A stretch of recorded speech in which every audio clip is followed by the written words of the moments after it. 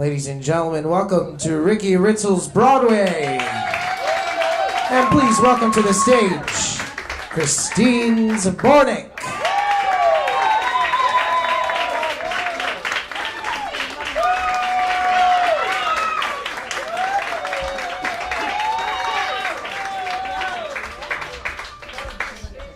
I was born on 1,000 acres of Oklahoma land. I was a very big baby. Nothing grew on this 1,000 acres, for it was gravel and sand. One day, Father started digging in a field, hoping to find some oil. He dug and he did, no shit, hoping to find some soil.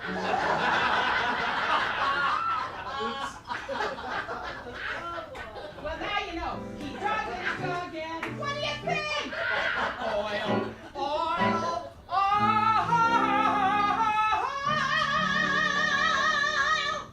The money rolled in and I rolled out with a fortune piled so high.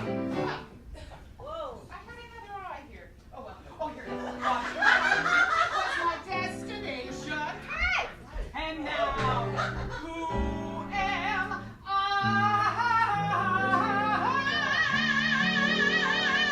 That's an eye.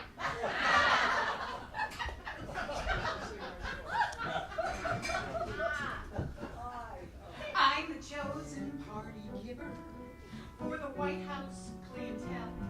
And they know that I deliver what it takes to make them gel. And in Washington, I'm known by one and all as the hostess with the mostest on the ball.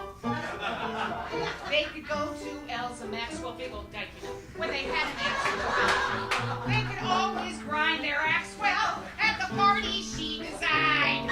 Now the hatchet grinder is all prepared to go.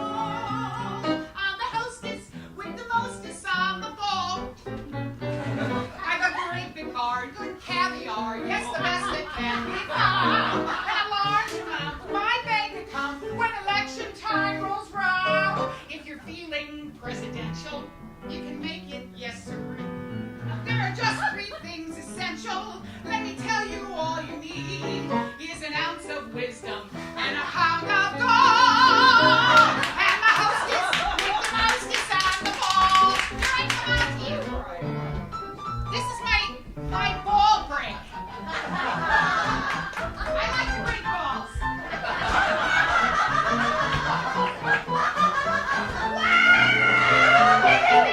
Thank you. Ricky, an ambassador, has just reached the shore. He's a man of many loves, an important gent from the Orient to be handled with latex gloves. He can come and let his hair down, have the best time of his life, even bring his new affair down, introduce her as his wife. But he mustn't leave his jockstrap in the hall of the priestess with the leastest, nor the hostess with the mostest, or the Twinkies, the banana flips, or the ding-dongs, with the ha-ha, or the ho-hos, or the hostess with the mostest on the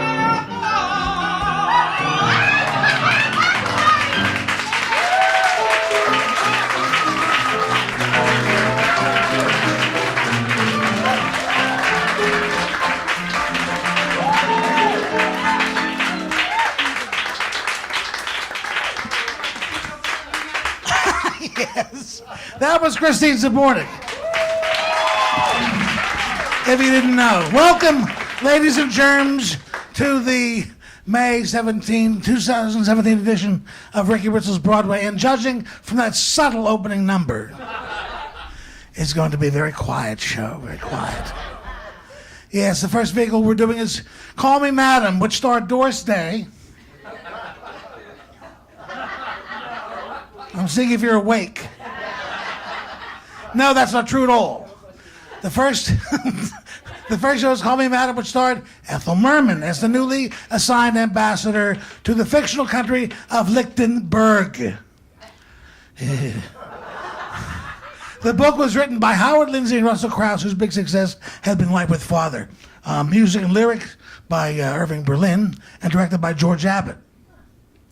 In 1949, fresh off of Andy Get Your Gun, Merman and her family were vacationing in Glenwood Springs, Colorado, and Howard Lindsay and his wife, Dorothy Stickney, were there.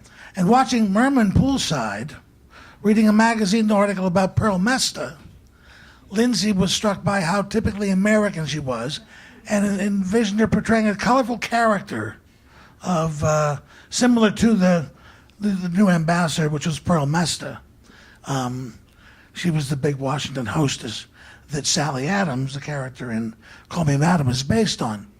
And Howard Lindsay went over to Merman and gave her the idea, and she barely read a newspaper. She said, "Who's Pearl Mesta?" So Leland Hayward was the producer, and in exchange for, he was always known for deals. He made deals, you know. And in exchange for the original cast recording and television broadcast rights, he arranged for it to have it financed 100% by RCA Records, who was also NBC, with the two sharing 35% of the net earnings. Now, in order to increase the profits, Hayward decided to charge an all-time high ticket price of $7.20 for orchestra seats. Can you imagine? Not $720, which is what you should pay now. Here's the interesting part. I love this. RCA is releasing the cast album. Merman is still under contract to Decca. She can't be on the cast album. So RCA releases an original cast album with all the songs, with everybody from the original cast except Merman. And her part is played by Dinah Shore. No kidding. Meanwhile, at Decca, they have Merman. So they put out an album called Ethel Merman Sings 12 Songs from Call Me Madam. And studio musicians, plus Dick Haymes is brought in to do the Russell Knipe role, Kenneth, which I find fascinating.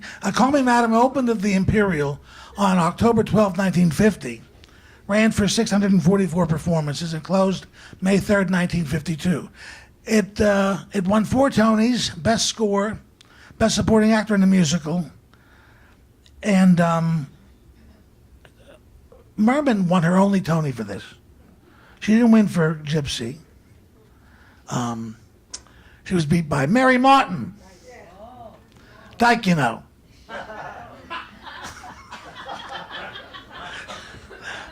I believe it was also during this show, Call Me Madam, that Irving Berlin came to Merman when they were in New Haven with a new song. And Merman turned around and said, "Call me Miss Birdseye, this show's frozen."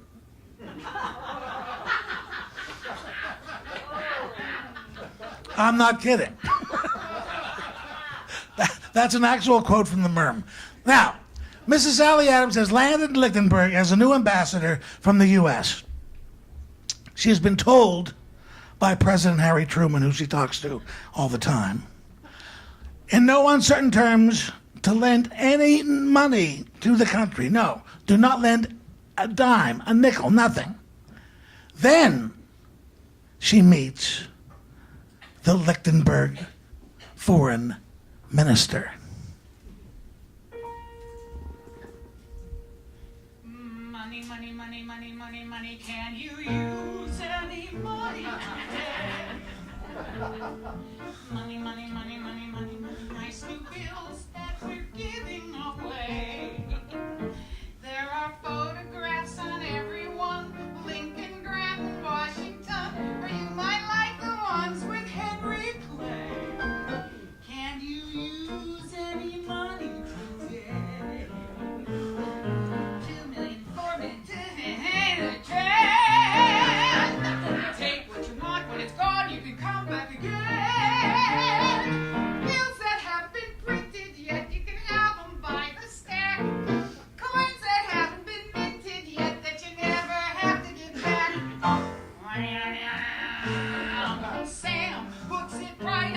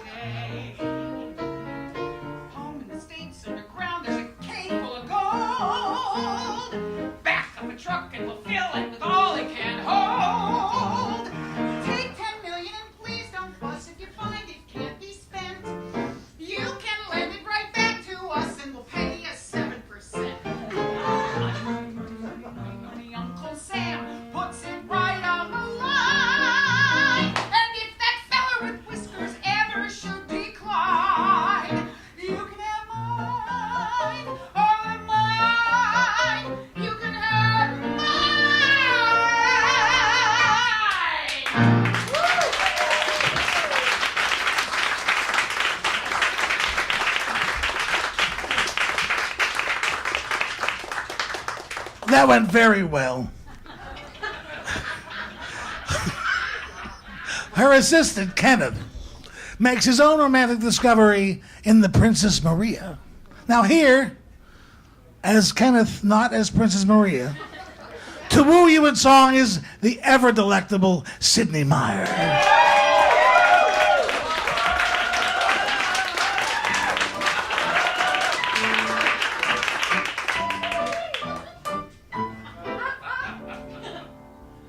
It's a lovely day today, so whatever you've got to do, you've got a lovely day for doing it, that's true.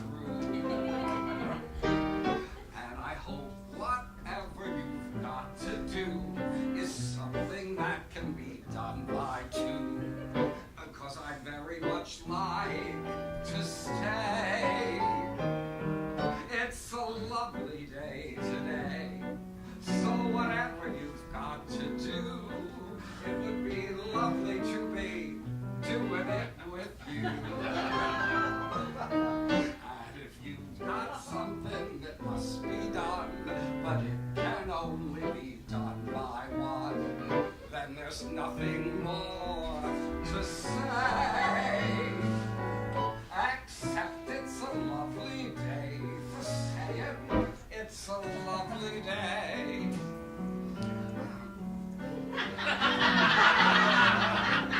It's a lovely day today, and whatever you've got to do, I've got a lovely day to do it in, that's true.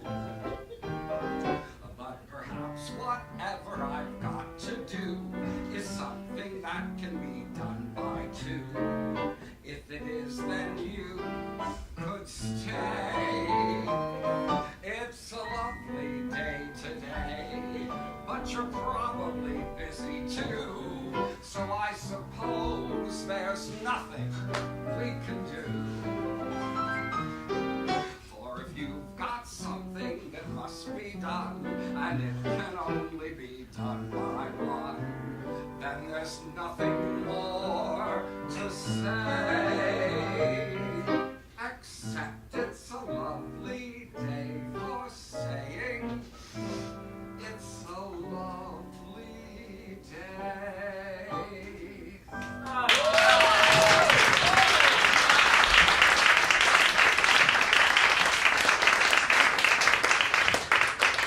Mrs. Sally Adams and the foreign minister Cosmo start to get serious.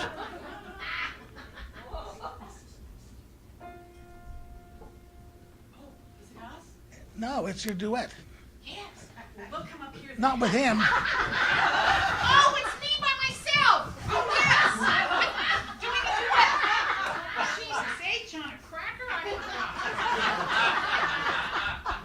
Say that again, Ricky. What did we do?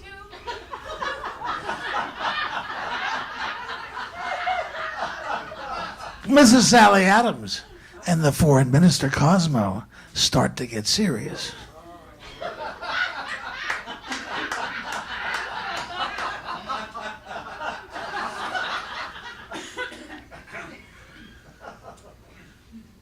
Please let me say from the start. Wait, Is that wrong? no. I thought you were going to do this with somebody else. Oh, yes, I am, but I'll introduce that person in the Oh, song. oh, I see. Thanks, Ricky. I was really ready to go there. Anytime, Christine. Call on me.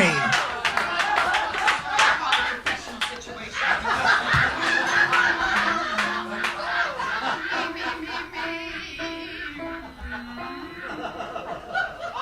Oh, please let me say from the start, I don't pretend to be smart.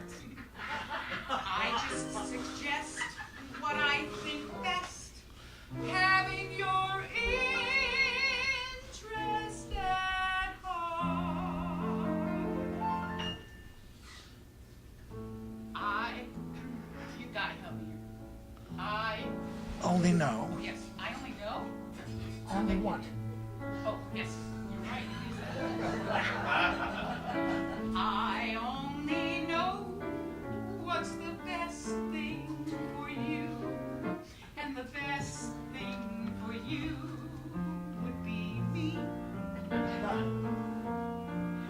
I've been convinced after thinking it through that the best thing for you would be me. Every day to myself I say, point the way, what'll it be? I ask myself, what's the best thing for you? And myself and I seem to agree that the best thing for you would be me. Now, when Ricky told me we were doing this, I got the music sent to me and it said it was a duet. And he insisted it was not a duet, and I insisted that it was a duet. And then I realized it is. It's a duet between me and my friend. Please let me say from the start, I don't pretend to be smart. I just suggest what I think best, having your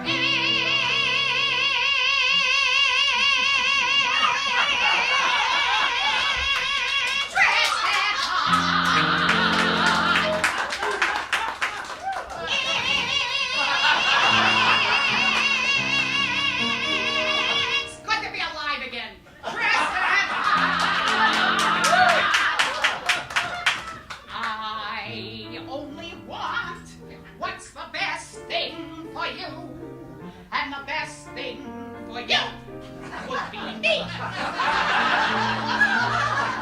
I've been convinced after thinking it through that the best thing for you would be me. Every day to myself I say, point the way, what will it be? I ask myself, what's the best thing for you? And myself and I seem to agree that the best thing for you, the best thing for me, for me, for me, the best thing for you would be me. Thanks, Ethel. Of course.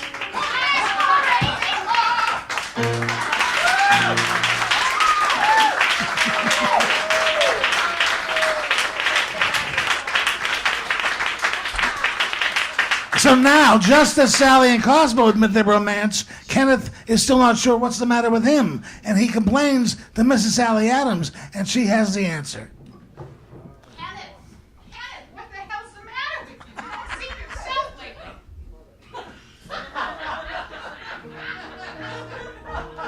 Tell Mom all about it. I hear singing and there's no one there. Blossoms and the trees are bare. All day long I seem to walk on air. I wonder why. I wonder why. Tell me some more. Tossing in my sleep at night, and once more I've lost my appetite. You still look healthy to me. Stars that used to twinkle in the skies are twinkling in my eyes. I wonder why. Stick your tongue out. You don't need analyzing. It is not so surprising that you feel very strange but nice. Your heart goes pitter-patter. I know just what's the matter because I've been there.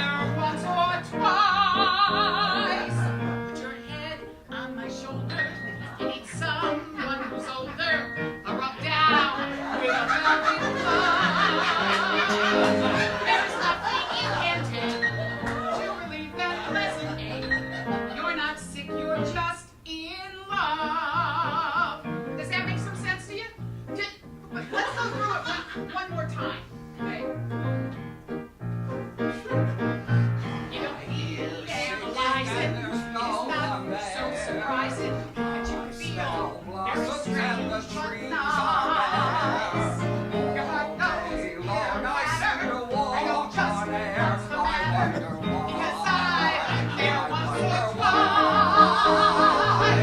My head on my shoulders, inside my eyes. Run down with a velvet glide.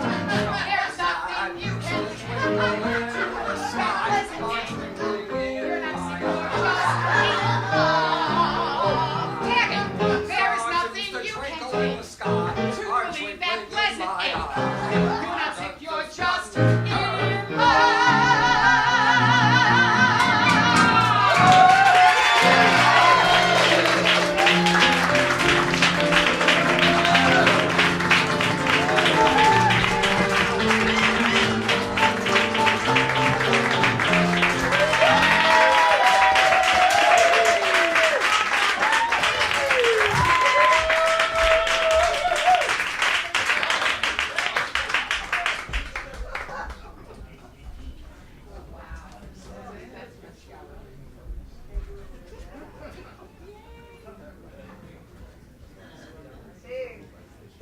Thank you.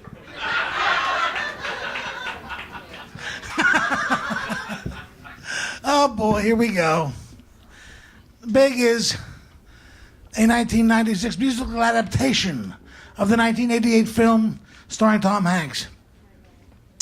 It featured music by Maltby and Shire, was choreographed by Susan Stroman and directed by Mike Ockrent. The idea for Big began with an offhand remark to David Shire by his wife, the actress Dee Dee Conn, who saw a video of Big in '89 and asked her husband a tantalizing question, what about this film as a musical? The rights would be impossible to get, he told her. Well, by chance, Ms. Conn knew Lawrence Mark, the head of 20th Century Fox, from the days when she was in Greece. She called Mr. Mark, now a producer, who in turn enlisted the support of James Brooks, and the way forward was smooth. Mr. Shire then sought out two longtime collaborators, the lyricist Richard Maltby and James F. Friedberg, who he had produced the show The Baby, as well as Full Moon and I Hate Hamlet. Now, investors were found, but the most novel and controversial investor was the toy store FAO Schwartz.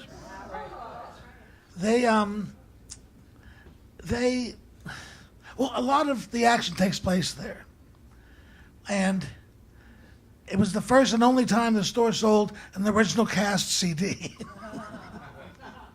The pre-Broadway tryout started in Detroit in 1996, January, and opened on Broadway at the Schubert Theater on April 28, 1996. And I saw this show. I don't remember a thing about it. I really don't. And going through the songs for this show, I like what I'm hearing now. But this show, it limped finally was wheeled along on a gurney because the show hemorrhaged money. It was not going to make it. It lasted from April till October, and through the summer season. But it lasted 193 performances. It was nominated for 5 Tony Awards, including Best Actress, Supporting Actor, Book Score, and Choreography. And it's been noted as one of Broadway's most costly money losers ever. I've been told that the road tour, the company that was sent out, they did a lot of reworking in it that actually is quite good. Who knows if we'll ever see that. But if you don't know the movie, it involves Josh Barkan, a 12-year-old who grows up overnight after being granted a wish by the machine at a carnival named Zoltar Speaks. With the aid of his best friend Billy, he must cope with new adulthood while finding the machine so he can wish himself back, and various hilarities ensue.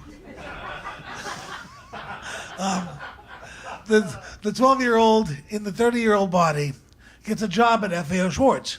And Susan, the vice president in charge of marketing, is immediately attracted. As a perk of the job, Josh is given a loft apartment. He furnishes it with toys. Susan arrives to make a pass at him. Misreading her intentions, he innocently tries to find something they can do together and finally turns on a toy planetarium that fills the room with stars. So here, as Josh, is our own prodigal singer come home, John Satram.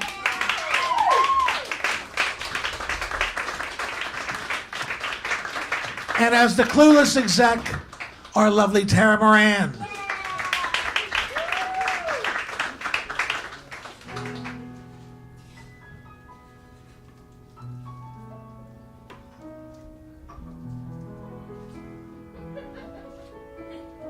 Stars, I can give you stars, 100 million stars in the sky.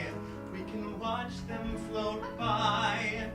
Suns, that's what stars are, suns, planted by the tons, where there may be two creatures like us gazing up at a million stars.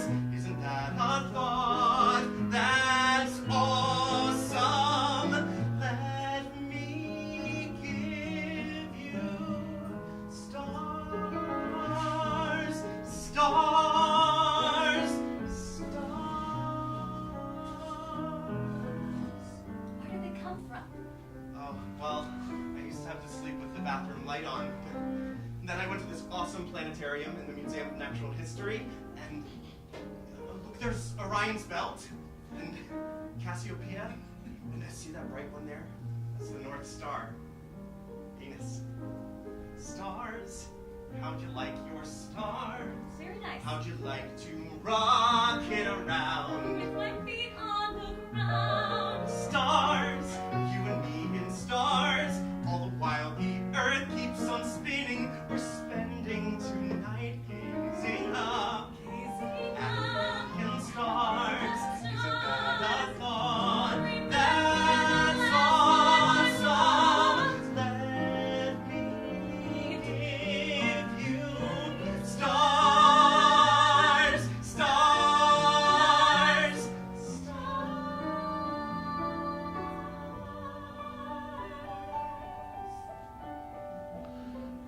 Beguiled, she finds herself spending the night there, angelically in separate bunks.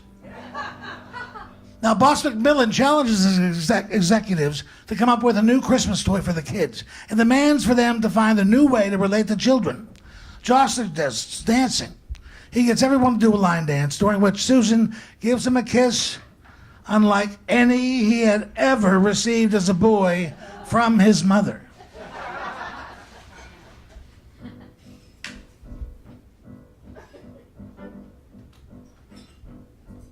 This is our dance, gotta come dance with me.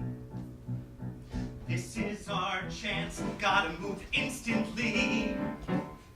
Any minute now it's gonna have flown away. If we wait around today, will be yesterday. 'Cause tonight is the night when we cross the line. Yes, tonight is the night it's gonna happen. You can't wait on the side. There's a door open wide, and I tell you, tonight's the night. You can dance too, gotta come try it now. Do what I do, fake if you don't know how. Anything the kids are doing will be okay.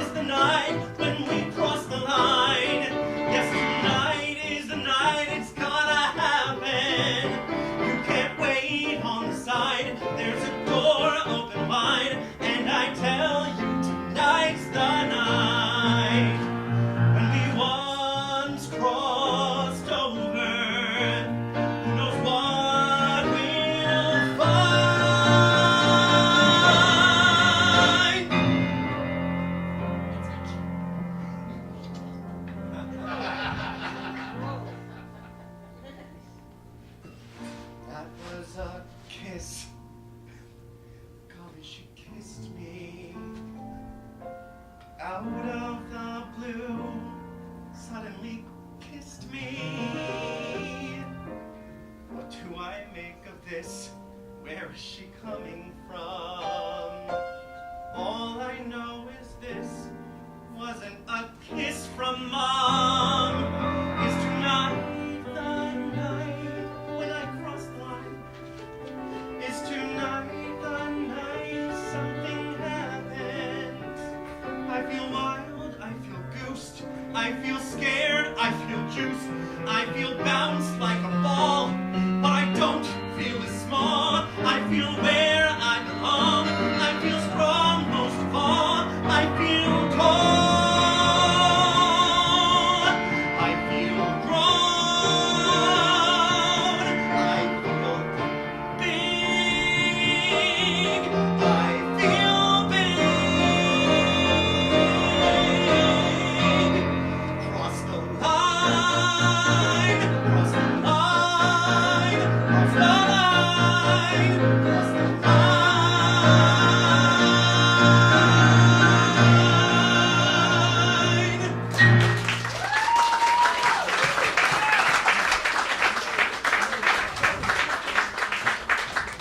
As Act 2 opens up, Josh's friend Billy, who knows what's going on, runs into Josh's mom. He assures her Josh will be home soon, but she can't help but think life goes by too fast. Please welcome the very welcome Lisa Vigiano.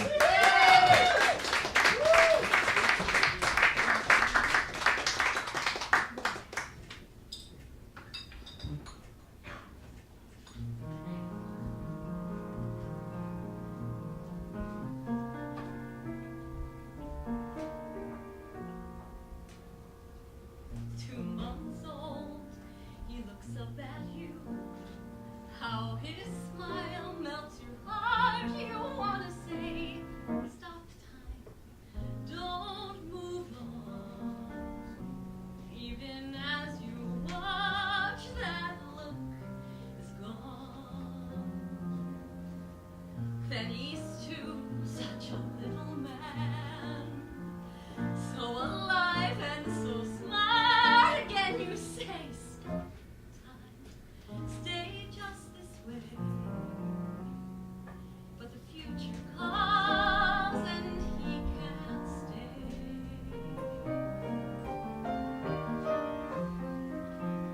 Nobody tells you of this parent's paradox.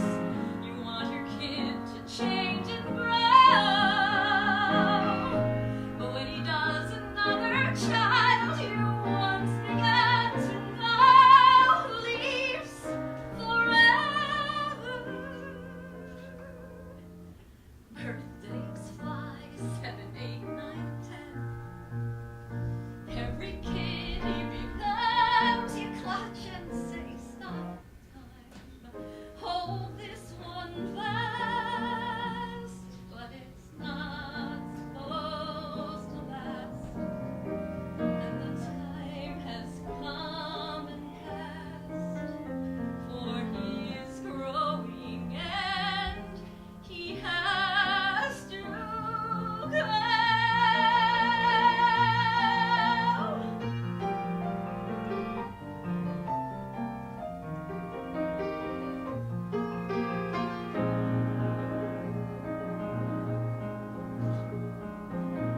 If I had only stopped the clock 4 weeks ago, somehow had frozen time right there, he'd still be here, I'd see his face, I'd hold him in my arms, safe forever. It cannot be that he's reached 13. Now the real changes start, but he's not here.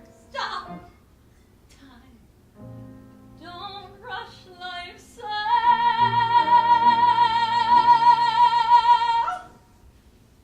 Bring him back. Then I'll let him go.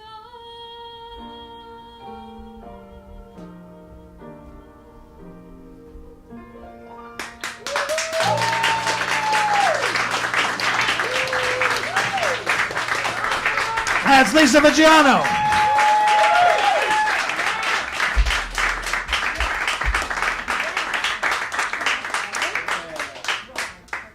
Josh wakes up in Susan's office. They've been up all night trying unsuccessfully to invent a toy. They try thinking as children instead of as adults, but Susan can't remember how she felt as a 13-year-old. But at Josh's insistence, she finally gets there.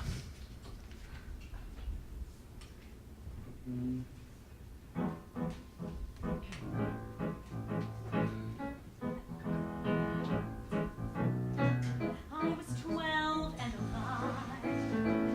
Nothing stopped me from dawn till bedtime. Dancing lessons, cheerleading too. Getting A's, nothing I couldn't do. I was running all the time. I was dancing all the time. I had all the time in the world. Oh my God, I was brave. I thought nothing ahead could hurt me. Plunging forward, worst that could be, couldn't phase indestructible me. I was laughing all the time. I was dancing all the time. I had all the time in the world. How that little girl slipped by. How that stream of dreams run dry. Somewhere in my teens I seemed to lose the means to fly. My, what I'd give to be laughing all the time. To be dancing all the time. And have all the time in the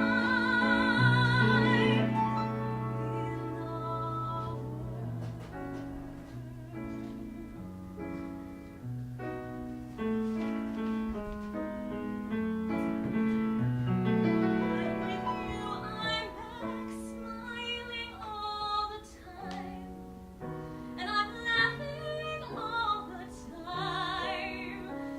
We have all the time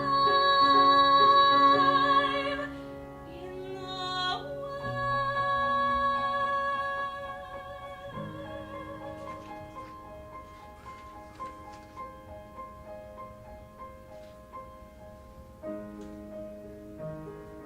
Girls smell like girls, women wear perfume. That's one of their female glories. What do I do when I'm in her room? I just think I want to know.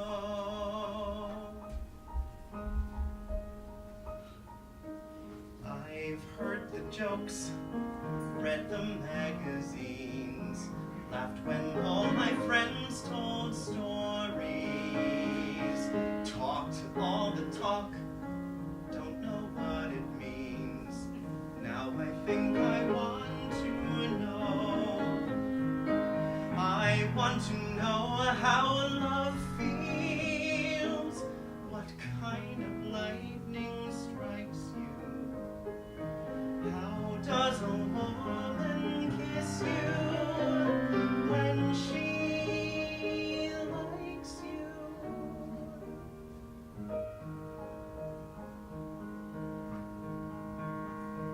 She's very close.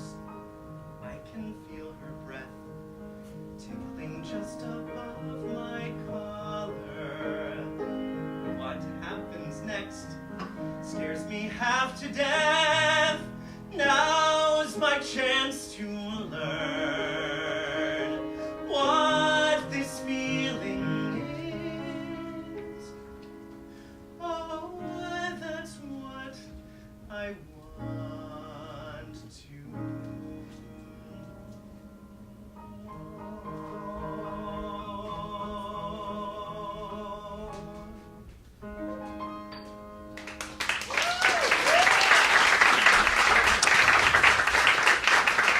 That's John Saltram.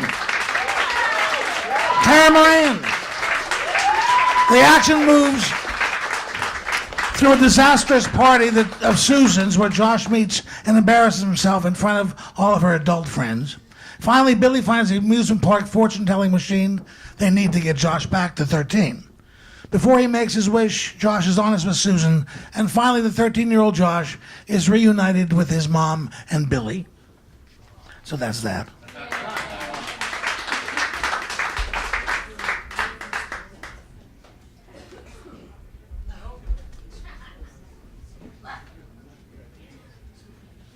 Here we go. Watch your person.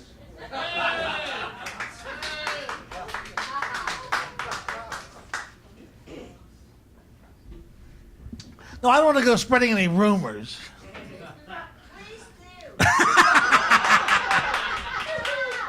But word has it that the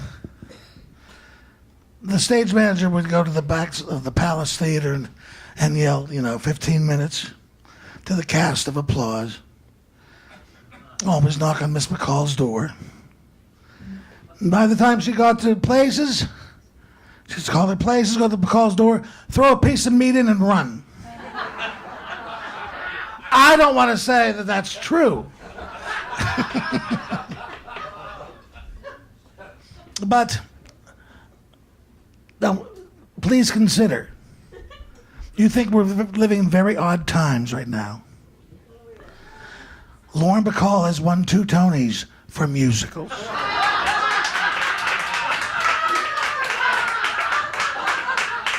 Not so strange anymore, is it? Composer Charles Strauss and lyricist Lee Adams wanted to make a musical version of 1950's All About Eve. However, 20th Century Fox, which owned the rights of the movie, refused to grant them rights to the script or the title. They were, however, able to purchase the stage rights to the short story in which it was based, which was called The Wisdom of Eve by Mary Orr.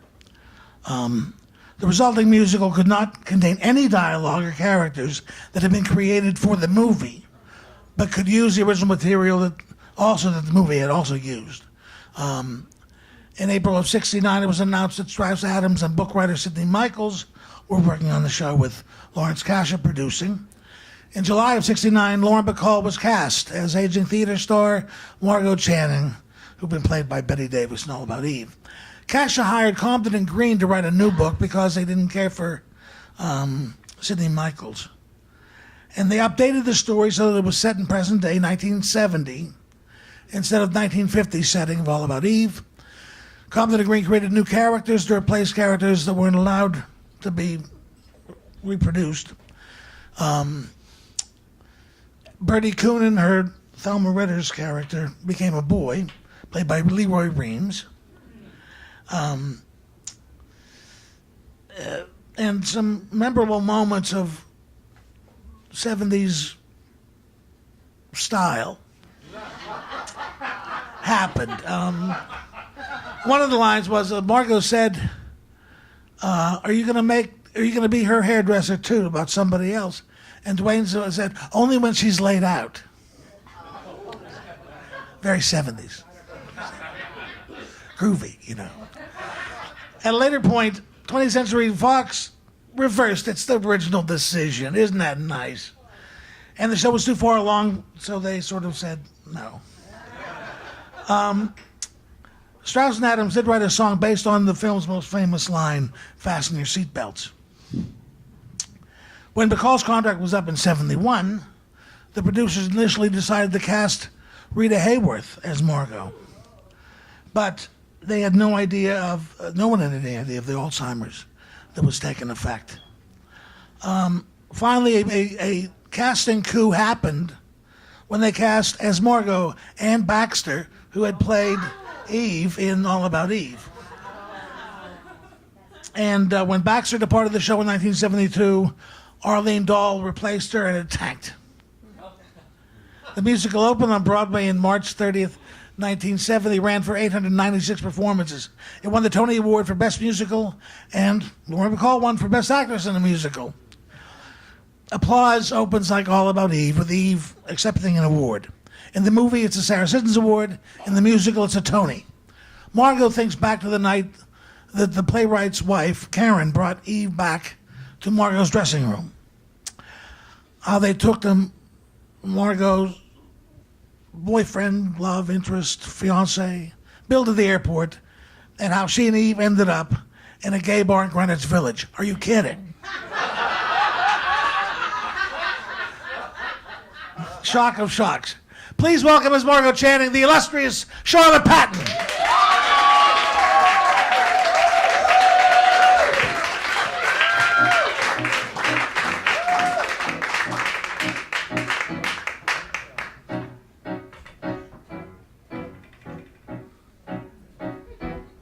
I feel groggy and weary and tragic, punchy and bleary and fresh out of magic, but alive, but alive, but alive. I feel twitchy and bitchy and manic, calm and collected and choking with panic, but alive, but alive, but alive. I'm 1,000 different people, every single one is real. I'm 1,000,000 different feelings, but okay, at least I feel. And I feel rotten, yet covered with roses, younger than springtime and older than Moses, frisky as a lamb, lazy as a clam, crazy, but I am alive. And I feel wicked and wacky and mellow, firm as Gibraltar and shaky as Jello, but alive, but alive, but alive. I feel half Tijuana, half Boston, partly Jane Fonda and partly Jane Austen, but alive, but alive. This kaleidoscope of feeling whirls around inside my brain. I admit I'm slightly cuckoo, but it's dull to be too sane. And I feel brilliant and fresh and bombastic, limp as a puppet and simply fantastic, frisky as a lamb, lazy as a clam, crazy, but I am alive.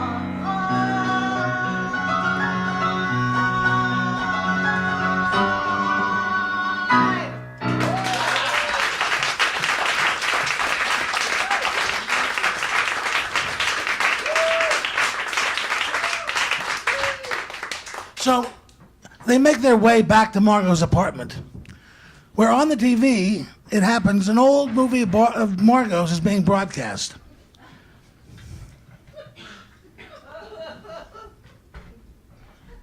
Is that high enough? Yes. Can you see it? Okay. Which one does Bill want to marry? Margot today? Margot on stage? Or that one? 19-year-old Margot Channing on the Late Late Show. Who's that girl with the permanent wave and the dress below her knees? Who's that doll in the open-toed pumps? Would you kindly tell me, please? Look at her. It's 1946. Teenage Margot, queen of the 40s flicks. Mela Rooney, who's that girl with the maybelline eyes, acting like she knew the score? It's May Daddy-O. I never saw that girl before. Who's that girl with the permanent grid and the stockings with the seams? Did that kid with the caps on her teeth watch a million GI streams? Where is she, that girl of yesterday? With her falsies, bleeding blue hairs astray. Woogie woogie baby, who's that girl with the chic shoulder pads? Could it be that long ago? No sirree, sir, yakky sacky, she isn't anyone I know. Dance break.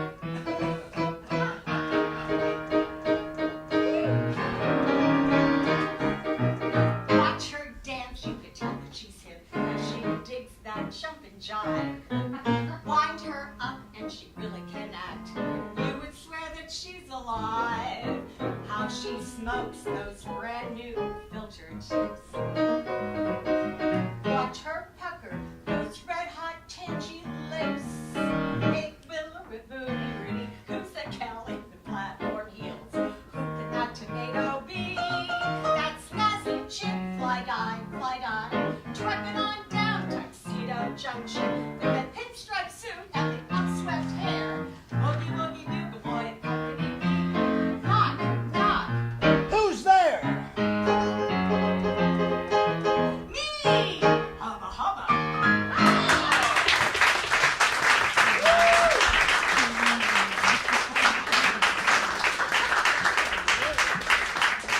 Now, Margot's producer and Eve end up together at one point, and the producer fills Eve in on the priorities of people in show business.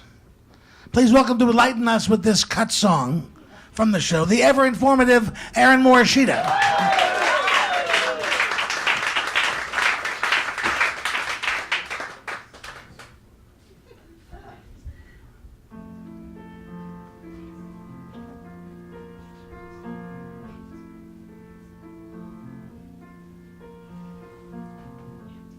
We trade our lives for just some good reviews, like smashing New York Times, terrific daily news. We do our shows, and what does it all mean? We're grateful when we get just swell Time magazine. The words we need are not from a lover, but words a stranger writes. Strong caresses from newspaper presses won't warm you on winter's nights. So hold me close and whisper soft to me. Perfection, CBS, just lovely NBC. And as we part, these words I need the most. Come back soon, New York Times. I love you, New York Post.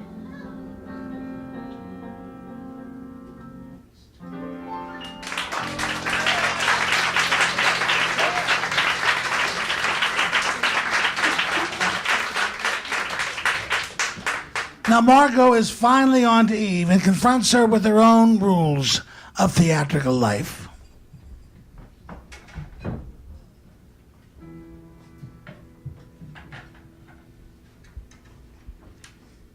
Welcome to the theater, to the magic and the fun, where painted trees and flowers grow, and laughter rings fortissimo, and treacheries sweetly done.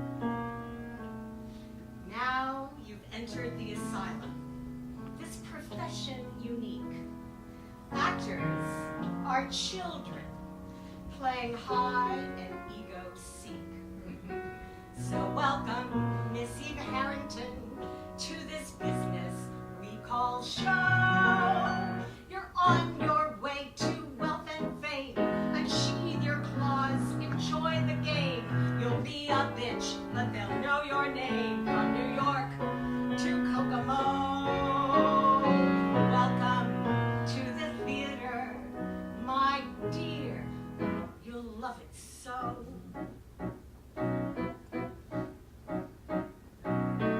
Welcome to the dirty concrete hallways. Welcome to the friendly roaches, too. Welcome to the pinches from the stagehands. It's the only quiet thing they do. Welcome to the Philadelphia critics. Welcome, livery of a Nebutal. Welcome to a life of laryngitis. Welcome to dark toilets in the hall. Welcome to the flock you thought would run for years. Welcome to a world of tears and cheers and fears. Welcome to the theater. With some luck, you'll be a pro. You'll work and slave and scratch and bite. You'll only come alive at night. You'll only come alive at night when you're in a show. Welcome to the theater, you fool. You'll love it so.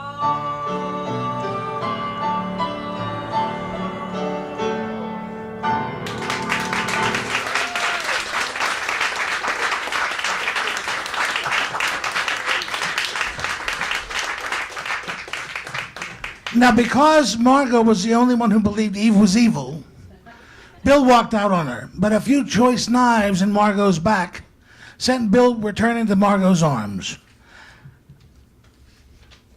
Here as Bill is Aaron Morishita.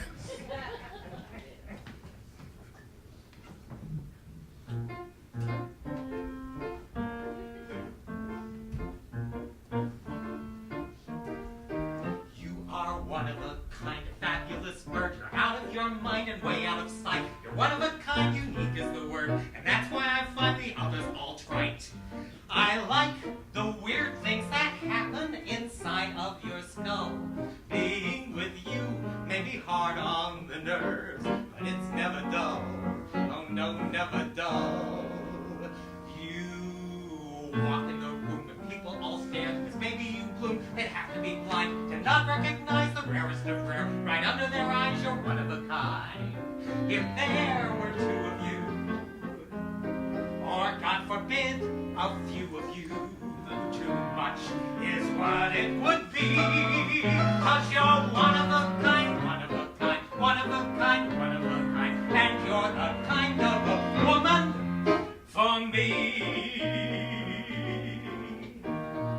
Who else would take a swim completely dressed in Central Park at 3 a.m. the night you won the Tony? I didn't do that. Yes, you did. Who grabbed a flaming Jerry's Jubilee and burned a script and Jason's yelling it was funny. Was that me? Uh-huh. You always were a crazy kid. I shudder at the things you did. Your ego seems to suit my head. So kiss You me. mad fool. You know you grind your teeth at night. Your snoring is a real delight. It's noisy, but we sleep alright. You are one of a kind of fabulous bird. You're out of your mind and way out of sight. You're one of a kind, unique is a word. And that's why I find the others all trite. At times you're selfish and stubborn and blind as a mole. But even so, you're a kick to be with. You're good for my soul, so good for my soul. You walk in a room and people all stare, 'cause baby you bloom, they have to be blind to not recognize the rarest of rare. Right under their eyes, you're one of a kind. If there were two of you, or God forbid, a few of you, too much is what it would be. But you're one of a kind, one of a kind, one of a kind, one of a kind, and you're the kind of a nut for me.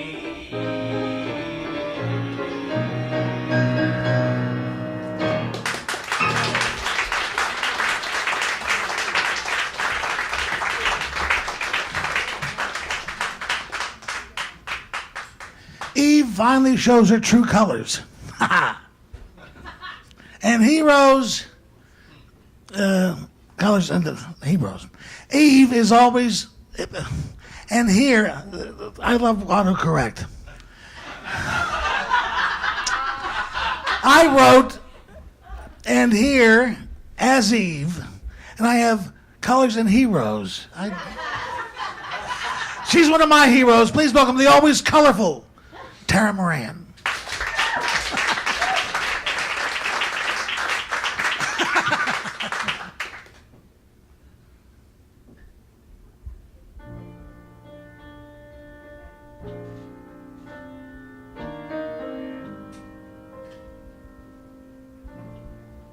Remember that Halloween when you and you wore a fairy queen costume of your own design. Well, look at you now. And you put on rouge and lipstick, though it wasn't allowed. You were so proud. And Daddy said, wash your face. You look like a whore. That's what he said. No more. And so you went upstairs, washed your face, took off the dress, threw it away, and went to bed as if it were the end of an ordinary day. Outside, the moon continued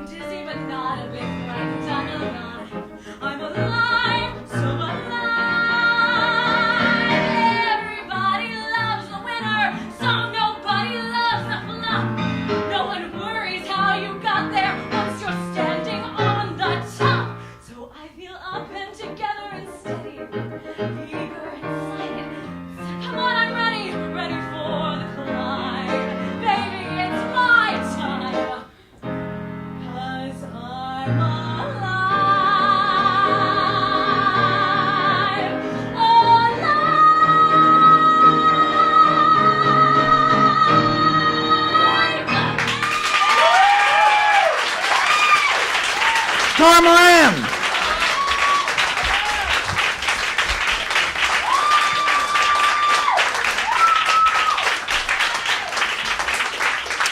Before the big finale, I'd like to thank everyone here at Don't Tell Mama. Sidney Meyer, thank you for the use of the hall.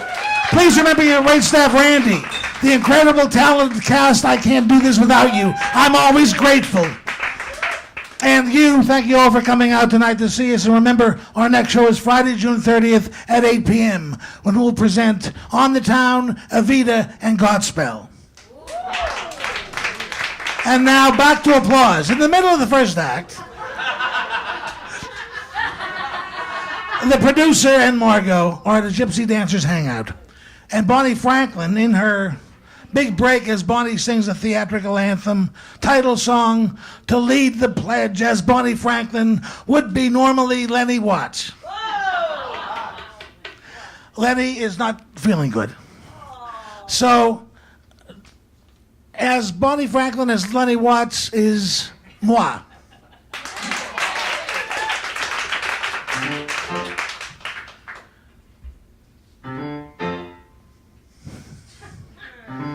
What is it that we're living for? Applause, applause. Nothing I know brings on the glow like sweet applause. You're thinking you're through, that nobody cares. Then suddenly you hear it starting, and somehow you're in charge again. And it's a ball. Trumpets all sing, life seems to swing, and you're the king of it all, 'cause you've had a taste of the sound that says love. Applause, applause, applause. When I was 8, I was in a school play. I'll never forget it. I had one line to say. My big moment came. I said, "What ho the prince?" My sister applauded. I've been hooked ever since. What is it? Applause, applause. Nothing I know. From the globe. I see applause. You're back in despair. Your cat has the flu. You're losing your hair. Then you hear it.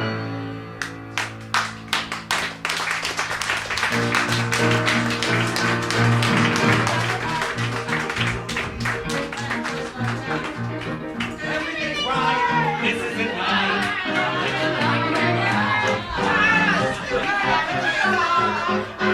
The sound that says love.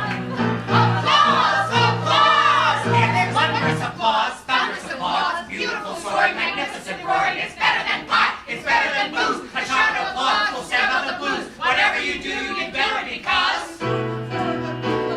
And nothing can beat the beat of applause. When you hear it, Why do we live this crazy life? What is it for?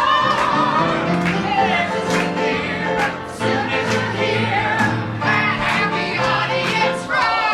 'Cause we've had a taste of the sound that says love, love, love. applause, applause, applause, applause, applause,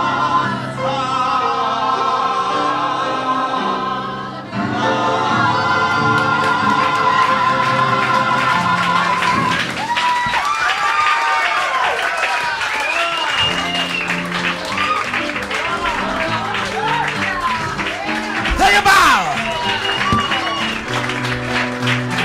Aaron Morishita, take a bow. Charlotte Patton.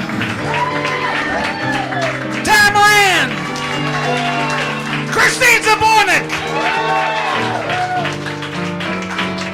Lisa Vigiano. John Saltram.